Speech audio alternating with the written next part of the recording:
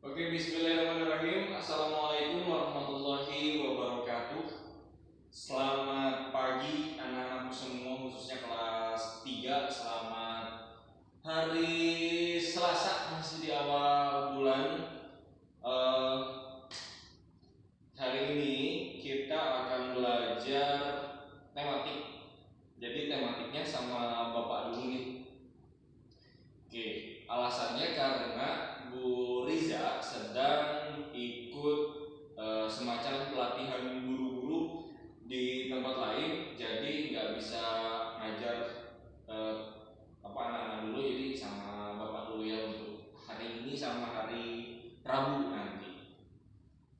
Sebelum memulai pembelajaran, seperti biasa kita berdoa dulu ya, jadi supaya lebih mudah belajarnya, lebih semangat juga, apalagi masih pagi seperti ini. Jadi yuk kita berdoa sebelum memulai pembelajaran, berdoa dalam hati, mulai. Nah, Bapak coba tampilan baru.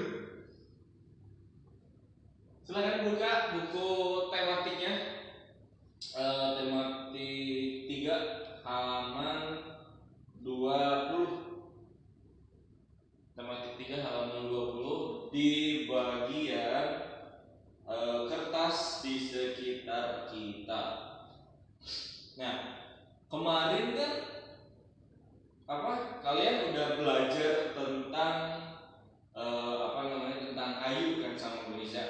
Nah, kenapa sekarang dari kayu ke kertas? Karena sebetulnya kertas itu juga dibuat dari serat-serat kayu. Jadi si kayu itu dibungkusin dulu, diproses dulu gitu kan, ditipis-tipisin dulu semua. Akhirnya jadi deh kertas seperti yang kita pegang, seperti yang kita tahu. Selain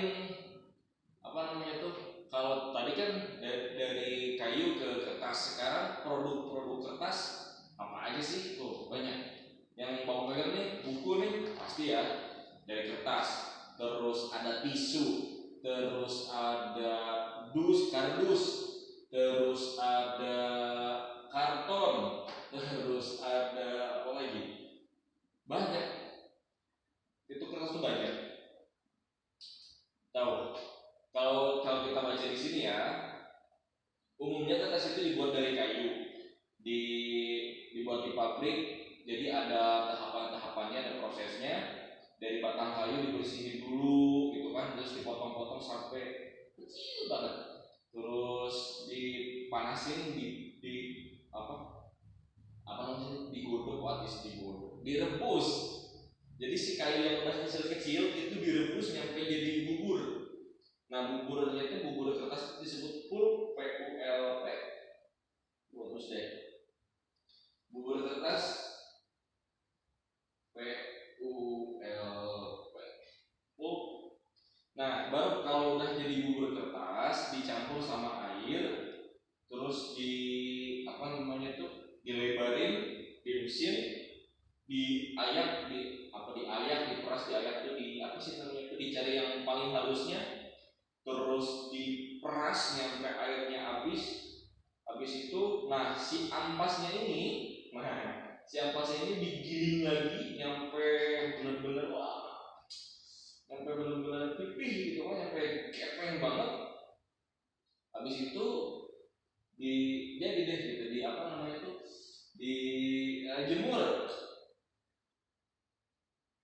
dijemur jadi lembar-lembar kertas. Jadi lembaran kertas itu aslinya gede gede gitu, gede, enggak sejadi ini gitu, tapi wah, gede lah. Mungkin biasanya sih yang Bapak tahu sekitar 1 meter persegi, maksud 1 meter persegi itu jadi ke tinggi segininya 1 meter, segini juga 1 meter. Nah, dari 1 meter ini baru potong-potong, dibagi-bagi, yang tergantung kertas yang dibutuhinnya segede apa. Kalau kayak gini biasanya kertas sebesar ini tuh mana biasanya ini Jadi untuk kertas ada jenis-jenisnya tergantung ukuran. Ada yang A4, A4 itu yang sebesar HVS biasa. Kita cari ada nggak nih? Nah, contoh kertas A4 sebesar ini biasanya, sebesar ngasih map ini tuh sebesar A4 sebesar ini. Kalau buku yang biasa anak-anak pegang itu biasanya di ukuran A5 atau B5. Biasanya sih di A5. Kalau yang ini apa ya? Aduh, bapak kurang tahu.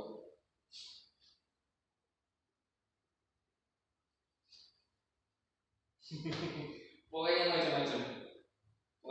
Cuman pada dasarnya dari A4 itu saya segede gini kan, HVS seperti yang biasa kita lihat sehari-hari, segede gini kalau yang A4. Nah, A5 itu A4 dibagi 2. Kalau yang B5 itu lebih kecil dari ukuran A4. Jadi kalau ada B4, nah B5-nya B4-nya dibagi 2. Simpelnya seperti itu. Baru deh bisa dibaca di halaman 20 yang dari 2021 itu kayak proses bikin kertas dari mulai kayu yang gelontongan gede-gede itu nyampe jadi kertas setipis selembar yang biasa kita pegang sehari-hari. Selanjutnya, oke, apa nih? Sebelum ke tugas, Bapak mau bacain dulu deh. Hemat kertas, selamatkan hutan. Jadi nih buat anak-anak nih yang masih suka buang-buang kertas nih, nah coba nih ya. Satu ton kertas sama dengan 17 batang pohon dan 3 kubik lahan penampungan kertas. Ayo. Jadi ternyata dari 1 ton kertas itu ya sama dengan 17 batang pohon, karena ingat ya, kertas itu kan dibuat dari batang pohon. Semakin kita banyak menggunakan kertas, semakin banyak juga pohon yang ditebang. Terus 1 ton kertas daur ulang dapat menghemat energi kurang dari 60%, kurang lebih 60%, dan 50% air yang terbuang pada saat pengolahan kertas baru. Jadi gini, Pak, maksudnya kertas daur ulang gimana? Jadi gini, ada kertas yang memang baru dibentuk dari si batang pohon, ada kertas olahan dari sampah-sampah kertas lain. Jadi kalau misalkan biasanya itu yang putih-putih gini, itu dari kertas-kertas baru. Jadi dari batang-batang pohon yang baru ditebang terus yang diolah jadi kertas.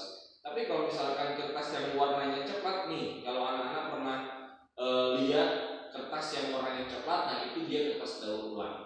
Dan kertas daur ulang ini yang memang warnanya lebih enggak putih gitu kan, coklat lebih kurang, tapi itu lebih hemat. Nah, jadi Bapak saranin sih kalau misalkan seneng main-main kertas, seneng gambar-gambar, seneng apa segala macam, coba cari kertas yang bukan kertas baru tapi kertas daur ulang. Buat buat motret gitu kan, kayak ini tuh, atau buat gambar-gambar tuh, coret-coret tuh, ini pakai kertas daur ulang supaya lebih hemat buat bumi juga. Dengan menggunakan 200 ton kertas daur ulang per tahun, nah kita menghemat 3.700 pohon. Bayangin gini, lihat deh, di rumah anak-anak, di rumah kamu nih, ada pohon nggak? Bayangin, ada 1, 2, 3 pohon. Nah, si pohonnya ini ada 100 pohon. Butuh lahan berapa luas ya? Ada 100 pohon. Dari 100 pohon ada 200 pohon. Bayangin, ada 200 pohon. 300 pohon. Kebayang? 500 pohon, sekarang 1000 pohon. Sampai akhirnya 3.700 pohon. Itu berapa segede apa kalau 3.700? Jadi dari sekarang coba Bapak ulangi, kalau misalkan mau butuh buat coret-coret, butuh buat gambar-gambar, mending pakai kertas daur ulang. Ternyata ini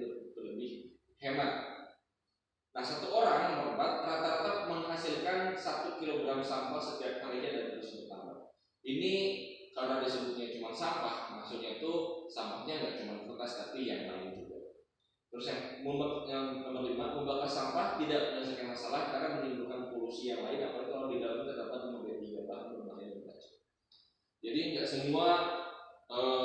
semua sampah bisa dibakar ya, jadi harus diperhatiin juga ini sampahnya kalau dibakar bisa beracun atau enggak gitu kan.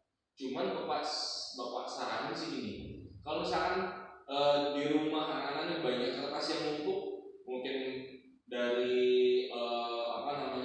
dari koran-koran bekas yang numpuk, atau dari kardus-kardus bekas yang numpuk, atau dari buku-buku yang sudah numpuk itu, kalau bisa sih jangan dibuang atau dibakar, tapi dikumpulin aja dulu, nanti di kilo di kilo ke tukang rongsok ya, meskipun 1 kilo ini sih cukup murah, antara 5.000 kalau nggak salah, kalau Bapak 2.500 atau 5.000, tapi kan lumayan ya, daripada nambah-nambah limbah, lebih baik kan dijual.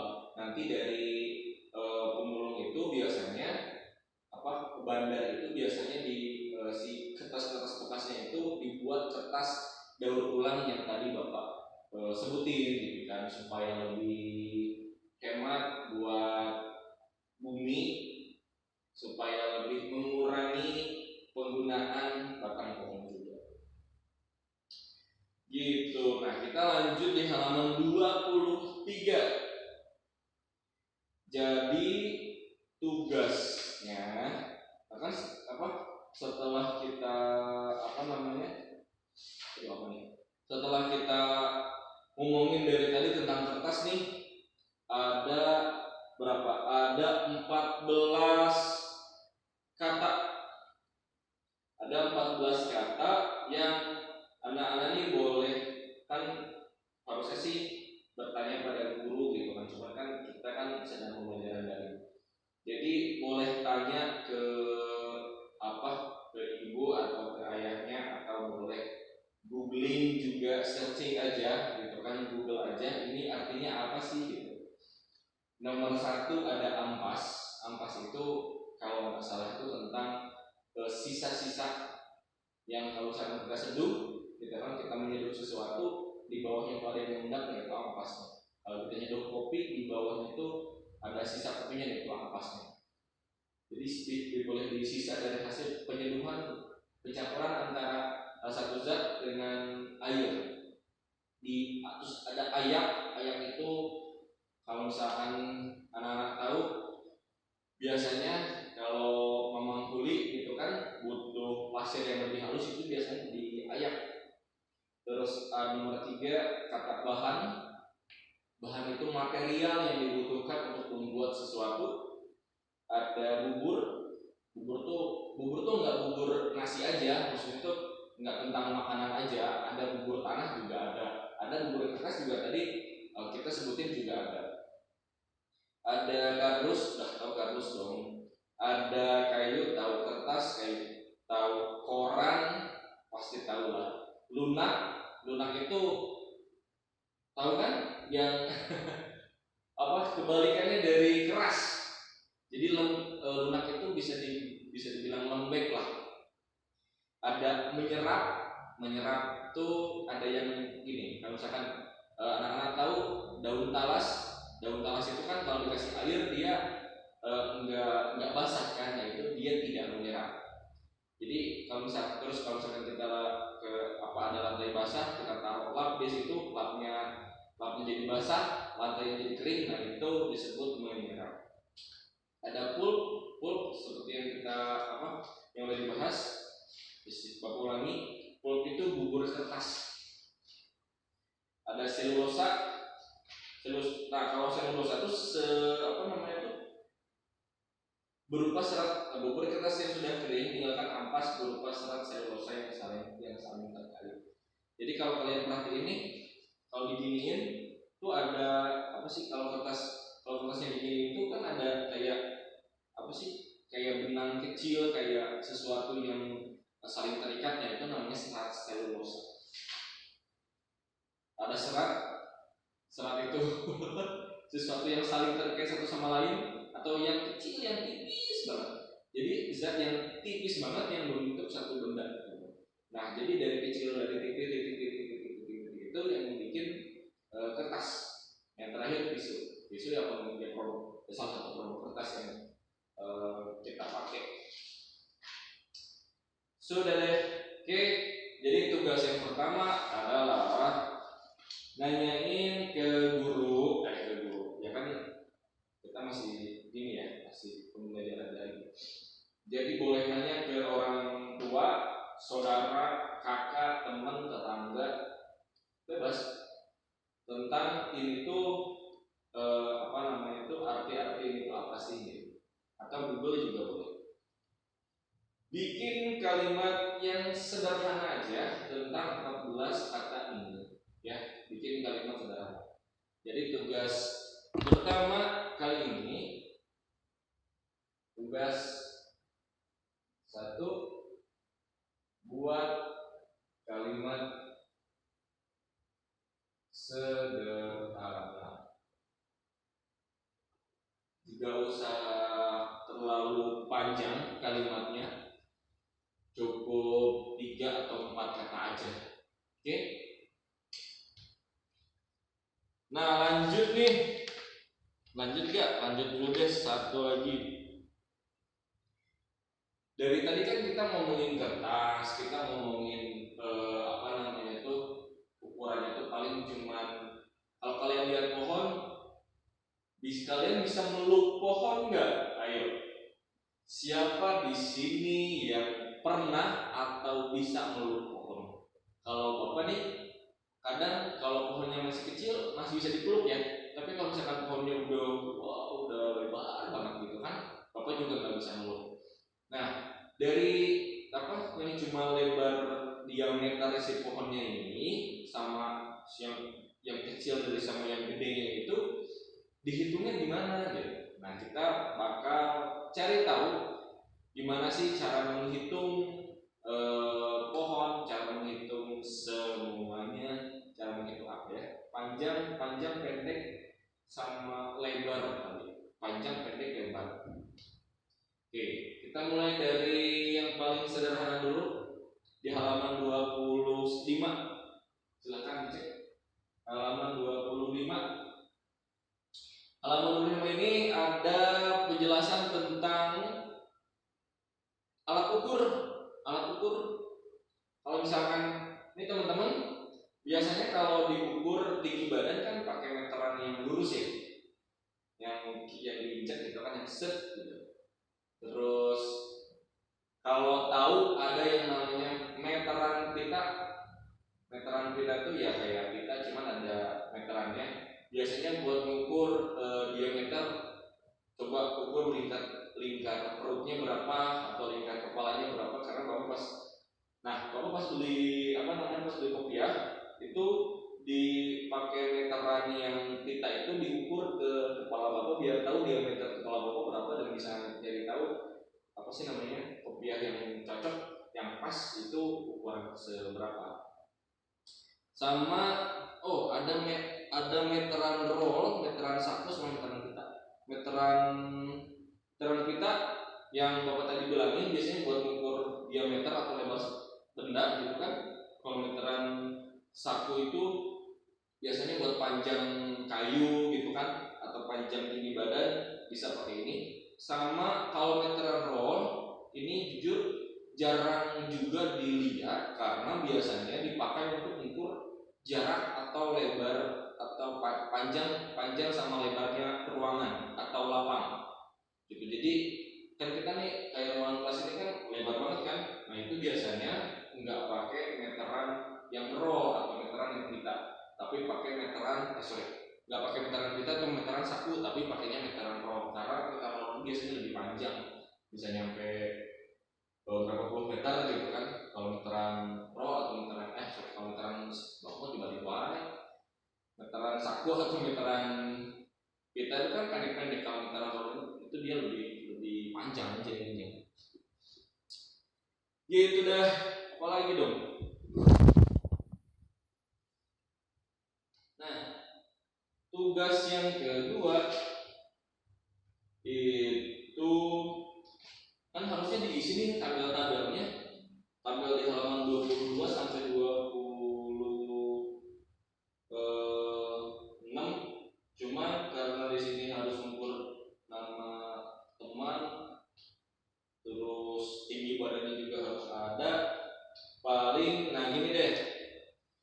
kalian, oke, tugas yang kedua nomor halaman 25 ya. Oke, halaman 25 ini ada benda yang diukur sama alat yang diukur. Kayak nomor 1 disebutkan satuan panjang yang perlu ketahui.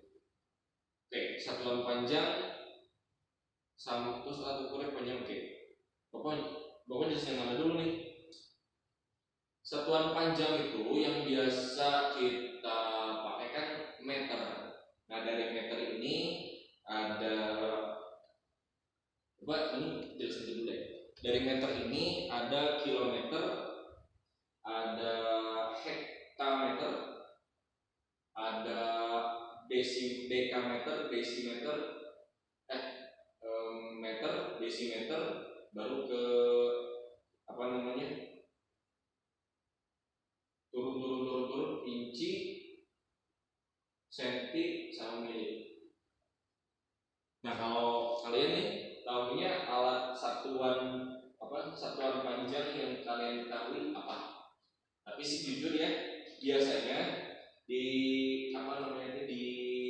Indonesia kita pakainya tuh cuman beberapa, cuman kilometer satuan panjang jarak, biasa pakai kilometer. Terus meter yang paling umum kita pakai, sentimeter, bawahnya meter, terakhir milimeter yang paling kecil. Biasanya itu. Ya, jadi boleh dijawab di sini satuan panjang yang kalian tahu ya udah kilometer, meter, sentimeter sama milimeter, itu yang paling sering umum kita pakai. Kayak kalau yang ada desimeter, ada yang hektameter, itu jujur di kita di Indonesia itu jarang dipakai karena kurang umum aja. Kalau misalnya kita mau menghitung kotak aja kan, biasanya kita nyebut berapa meter persegi, padahal itu bisa nyampe atau berapa ratus meter persegi, padahal itu bisa nyampe ke berapa hektameter, berapa hektar gitu kan, cuman supaya lebih mudah aja. Paham ya? Gampang lah. Terus benda yang diukur, kalau tinggi badan diukurnya pakai apa? Panjang lingkar dada, panjang papan tulis, panjang meja guru di kelas, terus panjang halaman sekolah biasanya. Nah, kalau kita mau mengukur semua sekolah, sekeliling sekolah ini enaknya pakai enaknya pakai alat ukur apa? Terus panjang lompatan teman. Jadi kalau misalkan ini anak-anak coba lompat, nah kan atas gitu kan, diukurnya pakai apa? Kayak lompatan itu bukan dihitung dari kita lompat terus pas di atas kaki ke kepala tuh bukan dihitung di situ, tapi kakinya seberapa seberapa jauh dari tanah. Misalkan gini, ini tanah misalkan ya, ini tanah, ini kalian misalkan lompat kan gini ya. Nah, kaki kalian yang awalnya di tanah ini terus lompat itu, nah tinggi lompatan ini baru deh kita hitung berapa. Terus apa lagi? Tinggi pintu kelas. Kalau daripada bingung, lihat pintu rumah biasanya diukurnya pakai meteran yang kayak gimana? Pakai penggaris kah? Pakai meteran pro kah?